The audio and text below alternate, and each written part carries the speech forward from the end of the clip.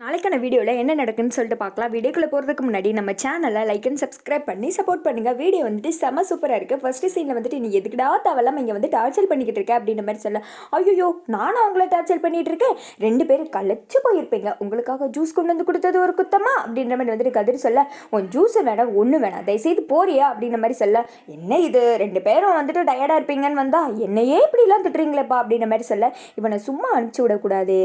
ஏதாவது இவனை வெறுப்பேற்றணும் அப்படின்னு சொல்லிட்டு, ஐயோ எனக்காக கார்த்திக் சார் என்னென்னலாம் பண்ணுறாரு, அதுக்கு முன்னாடி இதெல்லாம் ஒன்றுமே இல்லை, எனக்காக இந்த சேலையை அலைஞ்சு திரிஞ்சு கஷ்டப்பட்டு வாங்கிட்டு வந்திருக்காரு, அதுவும் இல்லாமல் எனக்கு பிடிச்ச கலர், எனக்கு என்னெல்லாம் பிடிக்குமோ அதெல்லாம் அவர் பார்த்து பார்த்து செய்கிறாரு, இந்த சேலையை வந்துட்டு அவர் வாங்கி கொடுத்ததில்ல, இந்த சேலையை நான் கட்டியிருக்கும் போது எனக்கு எப்படி இருக்குது தெரியுமா, அப்படியே அவரையே கட்டி பிடிச்சிட்டு இருக்க மாதிரி இருக்குது அப்படின்ற மாதிரி சொல்ல, அப்படியா இருக்குதானா அப்படின்னு சொல்லிட்டு கதிர் கேட்க, ஆமாம் அப்படின்னது பார்த்தீங்களா சார், சேலை வாங்கி கொடுத்தவங்கள கட்டி பிடிச்சிட்டு இருக்க மாதிரியே இருக்கா தனத்துக்கு அப்படின்ற மாதிரி சொல்ல, இந்த திக்கா கார்த்தி வந்துட்டு யோசித்து பார்க்குறாங்க, கதிரும் தனமும் ஹக் பண்ணிட்டு நிற்கிற மாதிரி, அதோட இந்த வளையல் அவர் எனக்காக வாங்கி கொடுத்தது, இந்த வளையலை நான் போட்டிருக்கப்போ எப்படி இருக்குது தெரியுமா, அவரோட கை என்னோட கையில் கோர்த்து நடக்கிற மாதிரியே இருக்குது அப்படின்ற மாதிரி சொல்ல, அதையும் வந்துட்டு கார்த்தி இமேஜினேஷன் பண்ணி பார்க்காரு, அதுக்கடுத்து அப்படின்ற மாதிரி வரிசையாக சொல்ல, எங்கிட்ட கார்த்தி வந்துட்டு யோசித்து பார்க்குறாங்க, அது மட்டும் இல்லாமல் எனக்கு ஒன்றுனா அவர் துடிச்சு போயிடுவார், எங்களோட ஜோடி பொறுத்த மாதிரி எதுவுமே கிடையாது அப்படின்ற மாதிரி சொல்ல,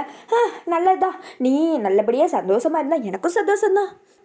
நீ இந்த சேலை வாங்கி கொடுத்தவரோட சந்தோஷமா சூப்பராக நல்லபடியாக வாழணும்னு சொல்லிட்டு நானும் கடவுள்கிட்ட வேண்டிக்கிறேன், அப்படி ஒரு நல்ல பையனை தான் நீ கல்யாணம் முடிப்ப அப்படின்ற மாதிரி சொல்ல, சரி சரி நீ கிளம்பு எதுக்கு இங்கே நின்றுட்டு இருக்க அப்படின்ற மாதிரி சொல்ல, ஐயோ இந்த ஜூஸை குடிச்சா நான் பெயர போகிறேன் அப்படின்ற மாதிரி சொல்ல, ஜூஸை தானே குடிக்கணும் கொடு அப்படின்னு சொல்லிட்டு தனம் குடிச்சிட்டு கொடுக்க, சார் நீங்களே எதுக்கு பார்க்குறீங்க குடிங்க அப்படின்ற மாதிரி சொன்னதும் கார்த்தி வந்துட்டு வேண்டாம் வெறுப்பாக எடுத்து குடிக்கிறாங்க, சரி சரி நான் டிஸ்டர்ப் பண்ணல போயிட்டு வரேன் பாய் அப்படின்னு சொல்லிட்டு அங்கேருந்து கிளம்ப, அப்பாடா ஒரு வழியாக கிளம்பிட்டான், அவனை கடுப்பேற்றுறதுக்காண்டி தான் இதெல்லாம் சொன்னேன் அப்படின்ற மாதிரி சொல்ல, அப்படியா அப்பா உண்மையாகவே நீ சொல்லலையா, கடுப்பேற்றுறதுக்காண்டி தான் சொன்னையா அப்படின்ற மாதிரி சொல்ல, சே அதெல்லாம் இல்லை, இந்த சேலையை நீங்கள் தானே எனக்கு வாங்கி கொடுத்தீங்க, நான் அவன்கிட்ட சொன்னதெல்லாம் உண்மைதான் அப்படின்ற மாதிரி சொல்ல, ஐயோ சே அப்படின்னு சொல்லிட்டு கார்த்தி வந்துட்டு முறைச்சி பார்க்க, இந்த திக்க வந்துட்டு தன சந்தோஷமாக இருக்காங்க, அடுத்த சைடு வந்துட்டு மாயாவையும் சீனுவையும் தான் வந்துட்டு காமிச்சிட்டு இருக்காங்க,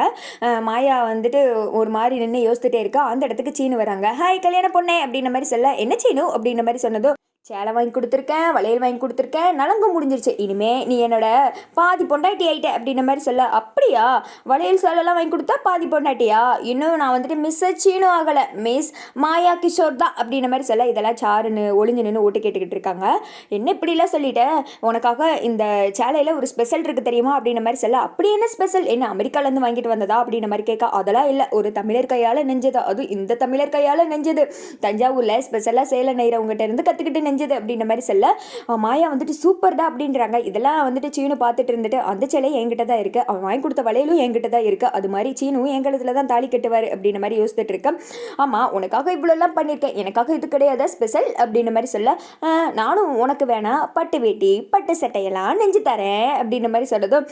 அதெல்லாம் கல்யாணத்துக்கு பார்த்துக்கலாம், இப்போதைக்கு ஏதாவது ஸ்பெஷல் குடு அப்படின்ற மாதிரி சொல்ல, அப்படியா நலங்குக்கு ஸ்பெஷலா கண்ணை மூடு அப்படின்ற மாதிரி சொல்ல, அது மாதிரியே வந்துட்டு சீனு கண்ணை மூட வேமா சந்தனத்தை எடுத்து சீனோட கண்ணத்தில் வச்சு விட்டுறாங்க, இதெல்லாம் சாரு பார்த்து கோவப்பட்டுட்டே நின்றுட்டு இருக்காங்க, என்ன இது என் கண்ணத்தில் நலங்கு வச்சிட்ட அப்படின்ற மாதிரி சொல்ல, நீ தானே நலங்கு ஸ்பெஷல் கேட்ட அப்படின்ற மாதிரி சொன்னதும், ஏய் அப்படின்னு சொல்லிட்டு சீனு வந்துட்டு கிள்றதுக்காக போக, பெரியப்பா அப்படின்ற மாதிரி சொன்னது, மாமா அப்படின்னு சொல்லி சீனு பயந்துறாங்க, பார்த்தா இவங்க 2 பேரும் விளாண்டுட்டு இருக்கிறத பார்த்துட்டு வேமா கோவமா சாரு அங்கேருந்து கிளம்பிடுறாங்க, அடுத்த சைடு வந்துட்டு புவனேஸ்வரி அவங்க அண்ணன் கார்த்தியெல்லாம் உட்காந்து சாப்பிட்டுட்டு இருக்காங்க, அப்போ வந்துட்டு கார்த்தி கோவமாகவே இருக்கேன், என்னடா உன் முகமே சரியில்லை என்னாச்சு அப்படின்ற மாதிரி கேட்க, அந்த கதிர் வந்துட்டு ஒரு டென்ஷன் படுத்திட்டான், தன கட்டியிருக்க புடவை நான் வாங்கி கொடுத்தது கிடையாது, அந்த கதிர் வாங்கி கொடுத்தது அப்படின்ற மாதிரி சொல்ல, என்னடா சொல்கிற, நம்ம வாங்கி கொடுத்த சேலை தானே கட்டியிருக்காவ அப்படின்ற மாதிரி சொன்னது, இல்லை அங்கே தான் வந்துட்டு அவன் டிஸ்டே வச்சிருக்கான், அவன் கொண்டு வந்து கொடுத்தாம்ல அதை அவன் வந்துட்டு செட் பண்ணி வச்சதான் இந்த பிளான் எல்லாம் அப்படின்ற மாதிரி சொல்ல, அதை கேட்டவங்கெல்லாம் வந்துட்டு கோவப்படுறாங்க, அவன் இந்த அளவுக்கு இறங்க ஆரம்பிச்சிட்டானா, அவன் என்ன தான் வந்துட்டு பிளான் பண்ண போகிறானேன்னு சொல்லிட்டு தெரியலே அப்படின்ற மாதிரி சொல்ல, அந்த இடத்துக்கு வந்துட்டு கதிர் வராங்க, என்ன அமைதியாக உட்காந்து சாப்பிட்டுட்டு இருக்க மாதிரி தெரியுது, ஸ்வீட் வேணுமா அப்படின்ற மாதிரி கேட்க, உன் மனசில் என்ன தான் நினச்சிக்கிட்டு இருக்க அப்படின்ற மாதிரி சொல்ல, என் மனசில் நான் என்னென்னலாமா நினைக்கேன், அதெல்லாம் சொன்னா பூமி தாங்காதுப்பா அப்படின்ற மாதிரி சொன்னதும், என்னை பற்றி தெரியாமல் பேசிகிட்டு இருக்க விளாண்டுட்டு இருக்க நீ அப்படின்ற மாதிரி வந்துட்டு புவனேஸ்வரி கோவப்படுறாங்க, அதில் ஒரு சின்ன மிஸ்டேக், உங்களை பற்றி தெரிஞ்சதுனால தான் விளாட்றேன் அப்படின்ற மாதிரி சொன்னதுமே, அது மட்டும் கிடையாது இப்போ ஓட்டின படம் வெறும் ட்ரெய்லர் தான், மெயின் பிக்சர் இருக்கு, அத்தடியாத்தா அது சென்சாருக்கு போயிருக்கு, அதெல்லாம் முடிஞ்சதுக்கு அப்புறம் படம் ரிலீஸ் ஆகும், பேர் என்ன தெரியுமா, கார்த்திக்கின் கோரமுகம், பார்த்து ஷாக்காகத்தானே போகிறீங்க அப்படின்ற மாதிரி சொல்லிட்டு இருக்க, அந்த இடத்துக்கு வந்துட்டு தனம் வர்றாங்க, ஏய் அவங்கள என்ன டிஸ்டர்ப் பண்ணிட்டு இருக்கா, அவங்க சாப்பிடட்டி நீ வழிவிடு அப்படின்ற மாதிரி சொல்ல, சே நான் போகிறேன் ஸ்வீட் வைக்கிறதுக்காக வந்தேன் அப்படின்னு சொல்லிட்டு அவங்க கிளம்பிடுறாங்க. அடுத்து வந்துட்டு மணியும் சிவராமனும் உட்காந்து பேசிகிட்டு இருக்காங்க. அந்த இடத்துக்கு வந்துட்டு பார்வதி வர்றாங்க. ரொம்ப நன்றி அப்படின்ற மாதிரி வந்துட்டு சிவராமன் சொல்கிறாங்க. எதுக்கு தேங்க்ஸ் அப்படின்ற மாதிரி சொன்னது இல்லை, சாருக்கு வந்துட்டு இந்த மாதிரி நடக்கல, இல்லை நீ எது கோவமா ஏதோ பிளான் பண்ணுவேன்னு சொல்லிட்டு நினச்சேன், அதெல்லாம் எதுவுமே பண்ணல, இல்லை அதுக்காண்டி தான் அந்த நன்றி அப்படின்ற மாதிரி சொல்ல, சே நான் எதுக்கு இதெல்லாம் பண்ண போகிறேன், யார் யார் கூட சேர்ந்து வாழணுமோ அவங்க தானே வாழ முடியும், அவங்க யாருக்கு வேலை ஆசைப்படுறாங்களோ அவங்க கூட தான் கல்யாணம் நடக்கும், சாருவோட ஆசை நிறைவேறும் அப்படின்ற மாதிரி சொல்ல, என்ன சொன்னேன் அப்படின்ற மாதிரி சொல்ல, இல்லை சாருக்கு ஒரு நல்ல வாழ்க்கை கிடைக்கும்னு சொன்னேன் அப்படின்ற மாதிரி சொல்லிட்டு இருக்காங்க. அடுத்த சைடு ஜானகி ஆரம்பத்துலேருந்து நடந்ததெல்லாம் நினச்சி ஒரு மாதிரி டென்ஷனில் இருக்கா. அந்த இடத்துக்கு ரகுராம் அவங்க வர்றாங்க. என்னாச்சு உன் முகமே சரியில்லையே, எதை பற்றி யோசிச்சுட்டு இருக்கா அப்படின்ற மாதிரி சொல்ல, அதெல்லாம் ஒன்றும் இல்லை அப்படின்றாங்க. இங்கே பாரு மனசில் எது நினைச்சாரு சொல்லிடு, நீ மறைக்கிற ஒவ்வொரு நிமிஷமே பின்னாடி ஏதாவது ஒரு பெரிய ஆபத்து வருது புரியுதா அப்படின்ற மாதிரி சொல்ல, இல்லை சேலை மாறினது இந்த மாதிரிலாம் நினச்சா எனக்கு ரொம்ப கஷ்டமாக இருக்குது அப்படின்ற மாதிரி சொல்ல, அதெல்லாம் ஒன்றும் கிடையாது, அதெல்லாம் நான் பார்த்துக்கிறேன் வா நீ கவலைப்படாத அப்படின்னு சொல்லிட்டு கூப்பிட்டு போயிடுறாங்க. அடுத்து வந்துட்டு புவனேஸ்வரி அவங்க அண்ணன் எல்லாம் பேசிகிட்டு இருக்க மாதிரி வந்துட்டு காமிச்சிட்டு இருக்காங்க. அண்ணே இவனை கூப்பிட்டு எங்கே போனேன், இவனெல்லாம் கூப்பிட்டு வெளியில் போகாத,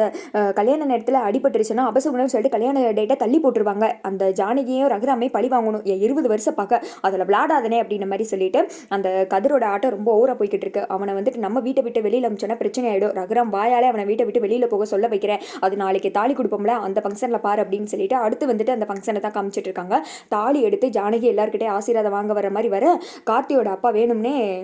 கதிர் கையை வச்சு தட்டி விட்டுடுறாங்க. அதை எல்லோரும் வந்துட்டு கதிர் தான் தட்டி விட்டாங்கன்னு சொல்லிட்டு சண்டை போட ஆரம்பிச்சிடறேன். நான் அதை பண்ணலை, எல்லாம் வந்துட்டு இவர் தான் பெரிய மனுஷராக இருந்துட்டு இதை பண்ணுறீங்களே அப்படின்ற மாதிரி சொல்லிட்டு கதிர் திட்ட, யார் நீ பண்ணிட்டு என்ன வந்துட்டு எங்களை சொல்கிறியா, ரகுராம் இதான் உங்களோட வளர்ப்பா அப்படின்ற மாதிரி சொல்ல, இவங்கெல்லாம் நடிக்கிறாங்க அப்படின்னு சொல்லிட்டு கதிர் கத்துறாங்க. டேய் நானும் என்னடா பார்த்துட்டு இருக்கேன், ரொம்ப ஓவரா பேசிட்டு இருக்கேன், வீட்டை விட்டு வெளியில் போட அப்படின்னு சொல்லிட்டு ரகுராம் அவங்க அடிக்கிறாங்க. அதோட பார்த்தீங்கன்னா வீடியோ முடிஞ்சு.